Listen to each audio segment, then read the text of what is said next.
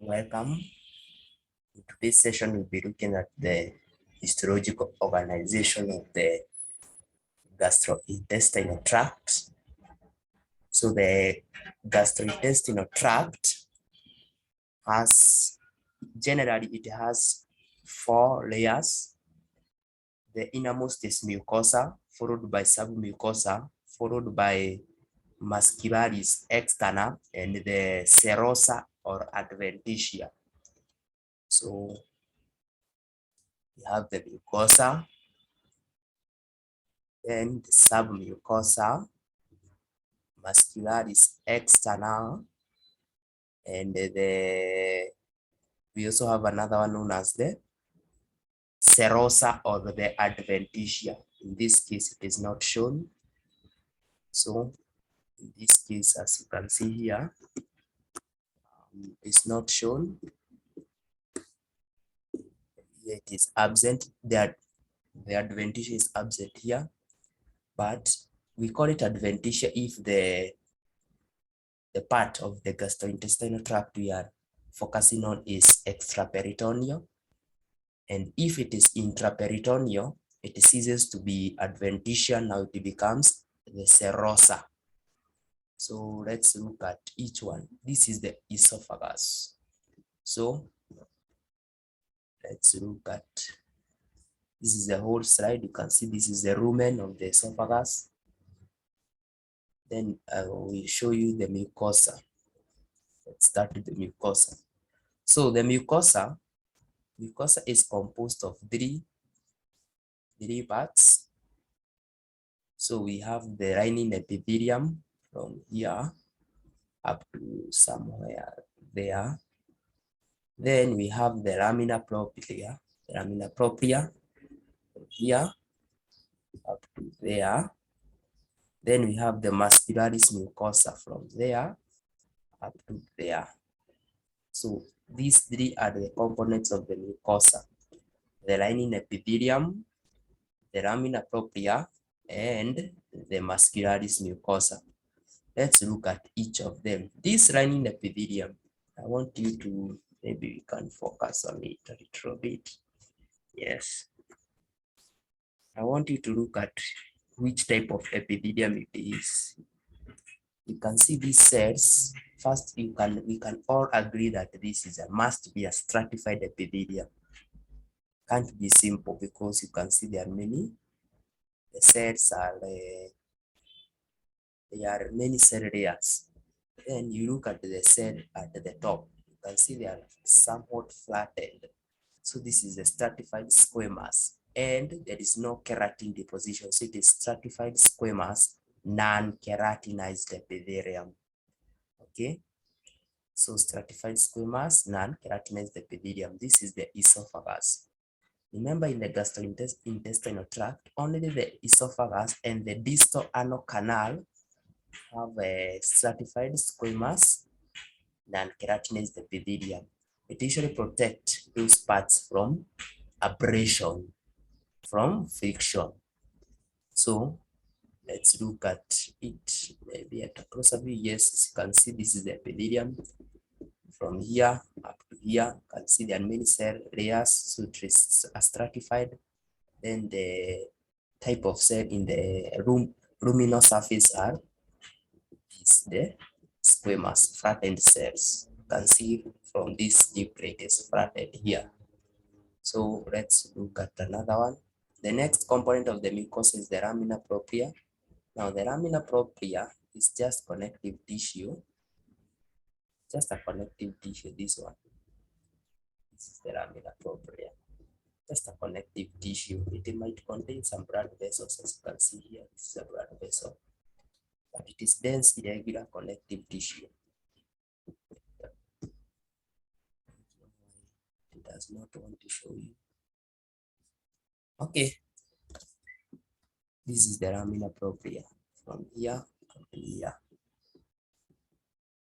Then the last component of the mucosa is the muscularis mucosa. From this is the muscularis mucosa. It has two parts, inner circular and outer longitudinal. Yeah.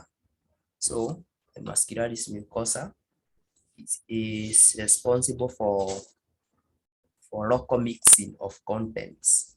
Remember, the muscularis externa is responsible for, it's usually responsible for the peristalsis, but for the muscularis mucosa, for local mixing of intestinal content. So it will be, especially in the ileum, small intestine, it will be very important. So I've said it, and it is done, separates the lamina propria from the submucosa. Okay. So it is a smooth muscle, has inner circular and outer longitudinal layers. I've said its function is for local mixing of intestinal contents. So it will be in the intestine, it will be very important. So let's look at that was the mucosa. Mucosa, I've said there is the lining epithelium, the lamina propria. The lamina propria is just a dense connective tissue, irregular, dense irregular connective tissue. And then we have the muscularis mucosa. Remember, in some parts of the gastrointestinal tract, the lamina propria has aggregations of lymphoid tissue, the mucosa associated lymphatic tissue, marked, or this specifically, since is the gastrointestinal tract, we call it the mucosa associated lymphatic tissue. They're usually, they're usually found mainly in the ileum, the vermiform appendix. Yeah, there you find aggregations. In the ileum, they are known as the Peyer's patches, and then in the vermiform appendix, that the lymphatic nodules. Here we don't have aggregations of lymphatic tissue, but that does not mean we don't have lymphatic tissue in the lamina propria. You can find some lymphocytes there. So let's go to the next, the submucosa. So this is the submucosa. This was our muscularis mucosa. From here, this part here is the submucosa. Now the submucosa composed of loose areolar tissue. It usually connects the mucosa to the muscularis externa. It is somewhat loose. So it's the looseness, if there is an English word like that, the looseness permits some mobility of the mucosa over the muscularis externa. So it is somewhat loose to allow movement of the mucosa over the muscularis externa. It usually contains glands only in the esophagus and the duodenum. So in the esophagus, you find some mucus glands. So if you are given a histological slides, and in the submucosa, you can see glands, you either think of the esophagus or the duodenum. Now, how will you distinguish the esophagus from the duodenum? Look at the lining epithelium. If it is stratified squamous, non-keratinized epithelium, you'll be double sure that that is the esophagus. If the epithelium you are seeing is simple columnar and you can see glands in the submucosa, that is duodenum. So let me show you an example of a mucus gland within they are called the esophageal glands. This, like this one, you can see this an esophageal gland. This one, an esophageal gland in the submucosa, and you can see a duct here. We can zoom in a little bit. Yes, you can see this is the mucus gland, the esophageal gland. And you can see here is a duct. Maybe you can zoom in a little more. We see if we can able to identify the lining epithelium. You can see the lining epithelium. This must be a stratified. And you can see the nuclei at the apical surface are somewhat circular. So this is stratified cuboidal epithelium. This is a duct of the gland. these mucus glands. Maybe I should show you another mucus gland. Yes, this one, the esophageal glands, they are found in the submucosa. See, it's duct here. Maybe this is an extra lobular ducts. They are the one which will drain into the, they will go through the mucosa and pour the secretions into the rumen. Then that was the submucosa. Also, the submucosa has a nerve plexus known as the submucosal plexus of Meissner. It usually controls the secretion. Usually, it is responsible for the secretion of these glands, control the secretion of these glands, and also control the, it usually innervate the muscularis mucosa. So that is the function of the Meissner's plexus or the submucosal plexus. Okay, that was the submucosa. Now I think cut the duct I had showed you. The lining epithelium of the duct is a stratified cuboidal. As you can see here, this one, this is a cross-sectional. You can see this is a stratified cuboidal, very good one. Then let's look at the muscularis externa. Now this is the muscularis externa. This was the submucosa. Now from here all the way you can see, but you can see somewhat from here up to somewhere there, you can see there is the orientation of these fibers. The muscle fibers is different from here up to the external. You can concur with me that these two muscle, the orientation is different. There is that one up to there, and there is that one up to there. So this one, they are somewhat circular. They are circumferential. You can see they are running in the circumference of the V. You see this was the lumen here. So they are running somewhat circumferential to the lumen. So it is the inner circular. Then this one are longitudinal, the outer longitudinal. So the muscularis externa, it is smooth mass mainly, but in the esophagus, the upper one third is mainly skeletal. In the lower one third is smooth. In the middle one third, it is mixed.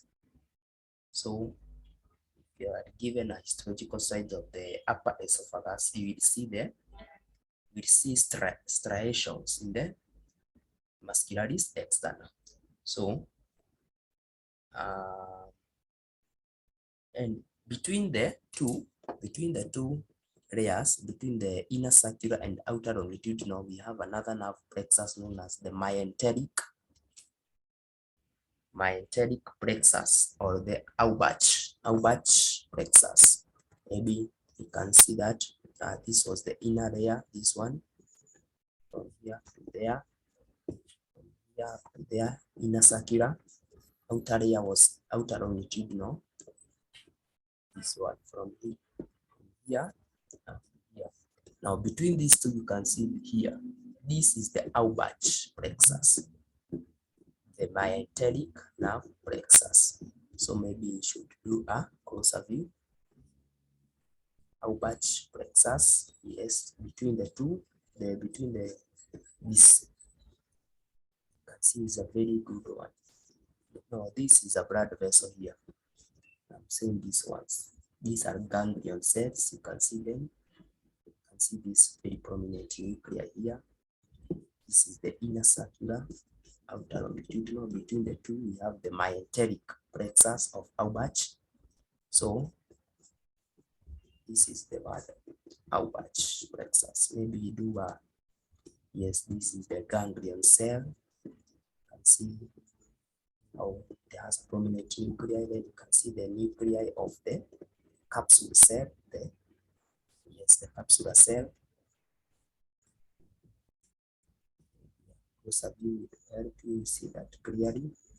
This is the nuclei of the ganglion cell.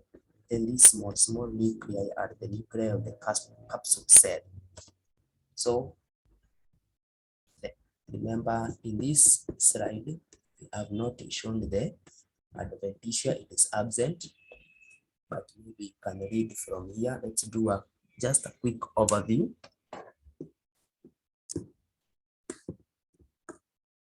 So the esophagus is a muscular tube through which food passes from the pharynx to the stomach.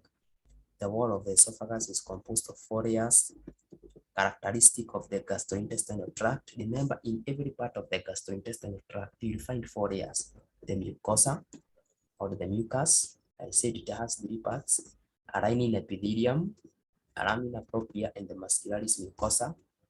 This is the lining epithelium from there up to there. This is the lamina propria, and this is the muscularis mucosa. So then the submucosa, dense irregular connective tissue from here, lower end of the outermost end of the muscularis mucosa, up somewhere from here up to there. Dense irregular connective tissue, I said it has glands, and the submucosal glands, I said they are only found in the duodenum or in the esophagus. Esophagus, the esophageal glands are mucus glands. In the duodenum, they are known as the duodenal glands of Brunner. And then if you ever see glands that submucosa, think of those two, then look at the epithelium. If it is stratified squamous, non-keratinized epithelium, that is the esophagus. If it is simple columnar, that is duodenum. So let's look at they have ducts. I said they are stratified cuboidal lined, muscularis externa from inner circular, outer longitudinal. Between the two, we have the myenteric nerve plexus. It usually control the motor innervation. It is responsible for the motor innervation to the 2 layers. So I said also in the submucosa, we have the Meissner's plexus. They control secretion of the mucus gland and also control motor innervation to the muscularis mucosa. So maybe they show you the myenteric plexus of Albert. You can see this is the outer longitudinal, inner circular. Between the two, you can see this is a nerve plexus here, because this is a ganglion cell. This is the Albert plexus. I hope you have understood that, and thank you guys. And please subscribe for more content.